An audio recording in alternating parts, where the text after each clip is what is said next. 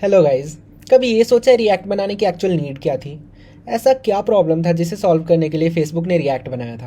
अब ऐसे मज़े मज़े में तो बनाया नहीं होगा, उसके पीछे प्रॉपर एक रीजनिंग होगी। ठीक है, तो आज हम वही समझने की कोशिश करेंगे। ये बेसिकली फेसबुक का पुराना वेबसाइट है। ठीक है, यहाँ पे अगर आप ध्यान से देखो, यहाँ पे मैसेंजर तीन जगह पे है।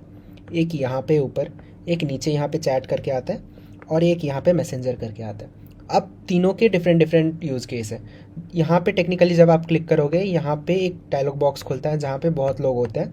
ठीक है, जिनसे आपने अभी तक बात की है या फिर जो भी आपके न्यू मैसेज है। ठीक है, यहाँ पे क्या होता है, यहाँ पे डायलॉग बॉक्स खुल जाता है। जब आप किसी भी एक इंसान पे क्लिक करोगे तो डायलॉग बॉक्स खुल जाएगा, वहाँ पे आप चैट कर सकते हो। तो यहाँ पे आप चैट करते करते आप अपना फीड स्क्रॉल कर सकते हो। ठीक है, फिर यहाँ पे तीसरा जो है मैसेंजर, ये एक फुल पेज मैसेंजर खोल देगा। यहाँ पे सिर्फ मैसेंजर होगा, वहाँ पे फीड वगैरह नहीं होता। ठीक है, फिर यहाँ पे तीनों के अलग अलग डिफरेंट यूज़ केस है। अब जो प्रॉब्लम आ रही थी, मान लो कि आपके अकाउंट में 10 मैसेज आए हुए हैं। ठीक है, फिर आपने फेसबुक का वेबसाइट खोला, यहाँ पे आप चैट कर रहे हो। ठीक है, अब यहाँ पे जब आप चैट कर रहे हो, उसके साथ साथ आप अपना फीड भी स्क्रॉल कर रहे हो। जैसे ही उस डायलॉग बॉक्स से फोकस हटता है, तो वो खुद से मार्क होना, रीड मार्क होना बंद हो जाता है। ठीक है, तो फिर आप यहाँ पे स्क्रॉल कर रहे हो, यहाँ पे काउंट तो बढ़ रहा है। ठीक है, बट वो काउंट यहाँ पे रिफ्लेक्ट नहीं हो रहा। So this is the major problem एक, क्योंकि एक सोशल मीडिया ऐप के लिए यूज़र एक्सपीरियंस बहुत मैटर करता है। बेसिकली रिएक्ट में प्रॉप का कॉन्सेप्ट यूज़ होता है इसे सॉल्व करने के लिए, जिसमें आप सेम वेरिएबल को डिफरेंट कंपोनेंट में पास करते हो। ठीक है, so this is one of the problem.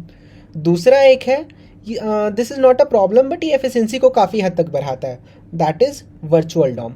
तो यहाँ पे हम एक एग्जांपल लेते हैं, जैसे कि मान लो यहाँ पे न्यूज़ फीड हो गया। ठीक है, अब एक वॉच हो गया, तो मान लो वॉच सिर्फ इस एरिया में आएगा। ठीक है, तो जब भी मैं न्यूज़ फीड से वॉच पे यहाँ पे क्लिक करूँगा ना, तो मेरा पूरा वेबसाइट लोड नहीं होगा। वो जो यहाँ पे ऐसे गोल गोल घूमता है ना, वो नहीं घूमेगा यहाँ पे।